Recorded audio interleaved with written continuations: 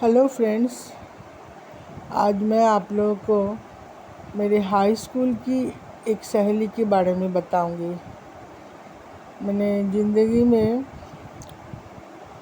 Financial ups and downs इंसान को कितना माने मुश्किल में डालता है, जो मेरे छोटे से बाल मन को झकझोर दिया था, उसके बारे में मैं शेयर करूंगी। मेरी उस सहेली का नाम था चंदना। ये 1975 की बात है। मैं तब क्लास 5 में पढ़ती थी।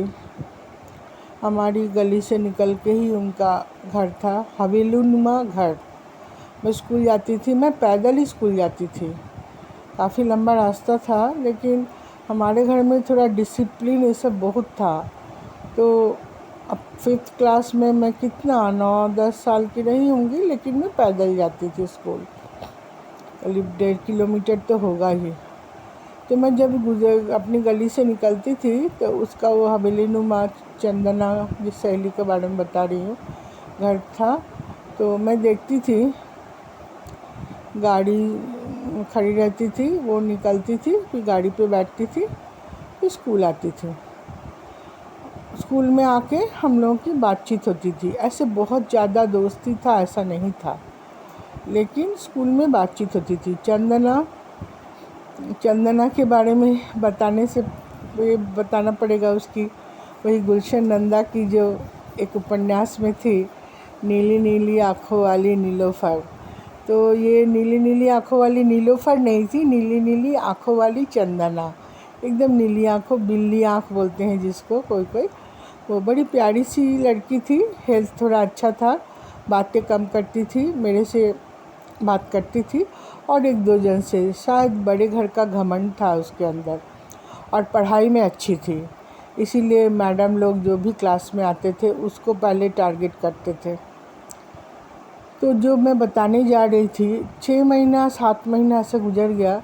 साल के अंत में आके अचानक एक दिन सुबह जब मैं अपनी गली से निकली, देखी उसके गेट पे उसकी माँ और वो खड़ी है। उसकी माँ ने मुझे बुलाया और बोला, आज से चंदना तेरे साथ जाएगी, इसको साथ में ले जाना बेटा, और इसके साथ ही आना। चंदना को भी बोली कि तुम इसी सहेली के साथ जाना और आना। हाँ बोले। मेरे दिमाग में एकदम से ये सब सवाल नहीं आया, जो सब सवाल अभी आता है कि चंदना गाड़ी में जाती थी, अचानक मेरे साथ क्यों जाएगी। लेकिन फिर भी हम और चंदना रोज़ गप करते करते जाते थे स्कूल। हम दोनों सहेली काफ़ी अच्छे से स्कूल जाते थे, आते थे। ये क्रम चलता रहा। एक दिन दोपहर में मैं देखती हूँ मेरे घर में एक काम वाली बाईनुमा एक औरत अपने रुमाल में थोड़ा बहुत गहने लेके मेरी माँ के पास आके पैसा कुछ माने गिरवी रख के पैसा ले रही थी। ये सब बातें मैं माँ से पूछ के समझी थी, क्योंकि मुझे पता नहीं था गिरवी रखना ये सब क्या होता है और क्या है। जब उस माँ लोग का बात मैंने सुना, फिर वो चली गई जब, तो मेरी माँ ने मुझे पूछा, वो जो सहेली तेरे साथ जाती है ना स्कूल, उसी के घर से आए थे। उन लोग के घर में अचानक पैसे की कमी आ गई है, तो एकदम खाना बनाने के लिए भी कुछ नहीं है, तो इसीलिए कुछ घर की औरतों ने मर्दों से छुपा के अपने गहने बाई के लिए मेरे घर भेजी थी। मेरे पिताजी बैंक में थे। हम लोग एकदम अपर क्लास, बहुत ज़्यादा अपर क्लास नहीं थे। पिताजी बैंक ऑफिसर ज़रूर थे, लेकिन हमारे घर का रहन सहन मिडिल क्लास ही था। लेकिन उनको लगा होगा कि शायद इनके घर में पैसा मिलेगा, या ये वो शिक्षित परिवार है जिसके यहाँ से बातें इधर उधर नहीं होगी। मैंने अपने माँ से पूछा तो ये सब पता चला कि वो गहना रखी हैं, फिर पैसा लेके गई हैं, फिर पैसा जब वो देंगी, वो लौटाएंगी, तब मेरी माँ वो गहना उनको दे देंगी। ऐसा शायद उस समय गिरवी वाला सिस्टम चलता होगा। इसका मुझे कैसे क्या चलता है इसका मुझे उतना पता नहीं था, उतना मेरे घर में जो हुआ बताती हूँ। तो उसके बाद से मैं जब चंदना को देखती थी मेरे साथ जाती है, तो तब मैं सोचने लगी ये लड़की रोज़ गाड़ी में जाती थी, अब पैदल इसलिए जाती है कि इनकी आर्थिक स्थिति खराब हुई। कैसे हुई क्या हुई नहीं पता। जो भी हो, साल का एंड आया, एग्ज़ाम दी। एग्ज़ाम देने के बाद अचानक एक दिन सुबह जिस दिन रिज़ल्ट निकला उसके दूसरे दिन चंदना आई, मेरे दरवाजे पे खड़ी थी, हाथ में 2 गुलाब का फूल लिए। बहुत सही में ज़मींदार घर के थे, तो उन लोगों में एरिस्टोक्रेसी, शिष्टाचार, ये सब बहुत अच्छे से था। वो आके मुझे बोली हम लोग जा रहे हैं। मैं बोली कहाँ जा रही हो? तो दूसरे जगह चंदन नगर का नाम ली, बोले वहाँ हमारा पुश्तैनी घर है, हम जा रहे हैं, अब मैं वहीं के स्कूल में पढ़ूँगी। मैं बोली और तुम्हारा ये घर? बोली ये घर तो बिक गया। बड़े मासूम भाव से बोली मैं तुमसे मिलने आई हूँ बोल के मुझे मेरे हाथ में वो 2 गुलाब का फूल दिया उसने। हम लोग गले मिले, फिर चली गई चंदना। इसके बाद मेरी बहुत सारे स्कूल के फ्रेंड्स से मेरी मुलाकात हुई है जब भी मैं उत्तरपाड़ा जाती हूँ या कलकत्ता जाती हूँ, लेकिन चंदना से मेरी कोई मुलाकात नहीं हुई और ना ही उसके बारे में किसी से कुछ भी पता चला। मेरी और एक सहेली थी, बहुत ख़ास सहेली, तापोशी। थोड़ी शक्ल से साधारण ही थी, अच्छी थी, बहुत गोरी या सांवली या सब नहीं थी। एक साधारण लुक जो बोलता है ना, वो था उसका। लंबा सा बाल, 2 चोटी बांध के आती थी स्कूल में। वो स्कूल वाला जो गाड़ी होता है ना, जिसमें बहुत सारे बच्चे एक साथ 8-10 बच्चे बैठ के आते हैं, उस गाड़ी में वो आती थी। तब मैं क्लास 5 में पढ़ती थी, ये भी 5 की ही कहानी है मेरी। तो हम लोग दोनों लेकिन अगल बगल बैठते थे। तापोशी की राइटिंग बहुत अच्छी थी, तो हमारा ये जो बाल मैगज़ीन निकलता था महीने में एक बार, तो वो जो बाल मैगज़ीन में ना हम लोग सब क्लास से सबसे कहानी, चुटकुले, पहेलियाँ, फिर कोई नए विषय पे कुछ मुद्दा। सोचिए उस छोटे से उम्र में भी हमारे स्कूल का स्टैंडर्ड बहुत अच्छा था, हम लोगों से ही करवाया जाता था। क्लास टीचर मैडम जो थी वो इसका सुपरविज़न करती थी। तो उस क्लास में तापोशी वो वाल मैगज़ीन लिखती थी, सबका कलेक्ट करके मुझे दिया जाता था। दरअसल ज़्यादातर क्लास की मॉनिटर मैं ही रहती थी। मैं रहती थी इसका कारण ये नहीं कि मैं बहुत दबंग या वो थी, मैं बहुत दुबली पतली सी एकदम साधारण सी थी, लेकिन मैं बहुत ओबीडिएंट थी। ओबीडिएंट इन द सेंस, मैं सिर्फ टीचर्स की बात नहीं सुनती थी, मैं अपने दोस्तों की भी बात सुनती थी। कि क्लास में कोई बदमाशी किया और बोला मेरा नाम मत बताना, तो मैं नहीं बताती थी। इसीलिए जब ये क्लास मॉनिटर का चुनाव होता था तब मुझे बहुत सपोर्ट मिलता था। बहुत 2 होते थे कि ताकि मैं ही बनूं, क्योंकि सबके लिए सेफ साइड थी। तो तापोशी और मैं, हम लोग दोनों मिलके मैं वो सब जो बच्चे सब लिखते थे, कहानी, कविता, पहेलियाँ, चुटकुले, वो सबको फिर मैं छाँटती थी। छाँट के फिर मैं मैडम को दिखाती थी। फिर वो जो फाइनलाइज़ करती थी, फिर तापोशी सब मेरे से पूछ के ही करती थी।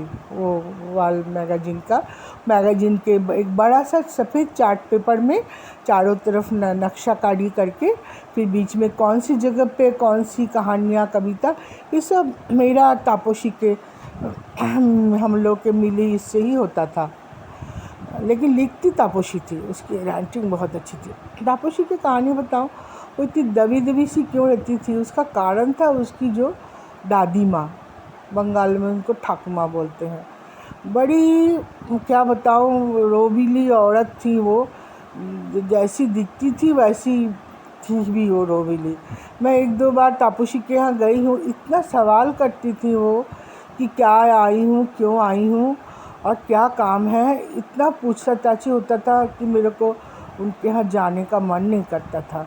और उसकी तापोशी की माँ बहुत सुंदर, छोटी सी हाइट की, एकदम लक्ष्मी जैसी, लक्ष्मी भगवान जैसे दिखते हैं ना, उस टाइप की, लेकिन सिर में पल्लू डाले, एकदम बोने दीवारी। वो भी ज़मींदार फैमिली के ही कुछ थे वो लोग, क्या थे मुझे उतना नहीं पता, लेकिन उनके घर में मैं देखती थी कि माँ सिर ढके, बहुत अच्छा साड़ी, खूब सारे गहने घर में घूमती थी। लेकिन उनका दबदबा इतना था कि तापोशी की माँ मेरे पास आके बड़ा धीरे धीरे से बात करती थी, ज़ोर से भी बात नहीं करती थी। और जैसे वो ठाकुमा सीढ़ियों से 2 तला घर था, 2 मंजिला। वो जैसे उतरती थी उनको देखती और धीरे से चली आती थी।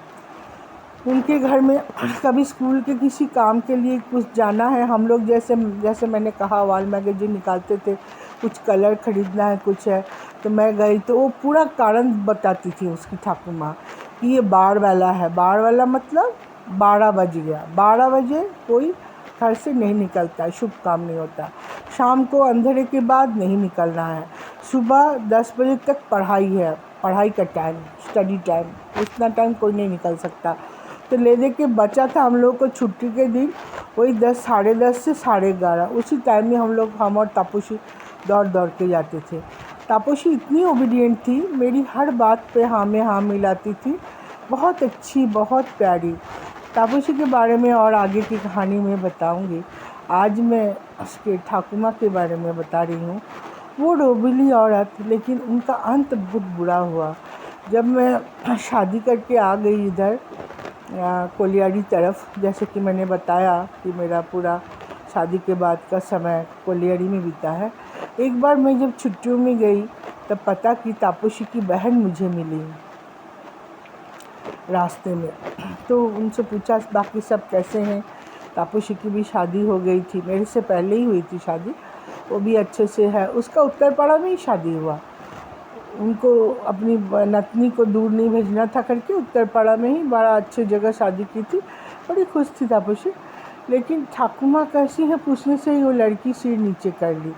फिर मैंने पूछा कि क्या हुआ, तो फिर वो बोली ठाकुर माँ ना रेलवे में, ठाकुर माँ नहीं रही। और मैं बोली कि नहीं रही, क्या हुआ था। बोले लाइन पार कर रही थी ट्रेन से, लोकल ट्रेन से कट गई माने कट के मर गई ट्रेन से। एकदम दिल दहलाने वाला कहानी मैं सुनी। तो फिर हम लोग बातचीत करके आ गए। फिर मैं जब आके मेरी माँ से पूछी कि माँ तुमको, क्योंकि बगल वाला कॉलोनी की ही कहानी था, पाड़ा बोलते हैं वहाँ कलकत्ते में, ये पाड़ा वो पाड़ा, तो पारमा रोड पाड़ा। मैं माँ को बोली माँ तुमको पता चला तापसी की ठाकुर माँ के बारे में। तो मेरी माँ ने कहा हाँ, लोग तो बोलते हैं लाइन पार करते हुए कट गई, लेकिन वो लाइन पर गई क्यों थी, वहाँ तक तो जाने का उनका कुछ बात नहीं था। वो तो मार्केट तो इस तरफ ही है लाइन के। सब बोलते हैं घर में उस दिन शायद उनको उनकी बहू ने कुछ या बेटे ने कुछ कह दिया था, ऐसा कुछ हुआ था।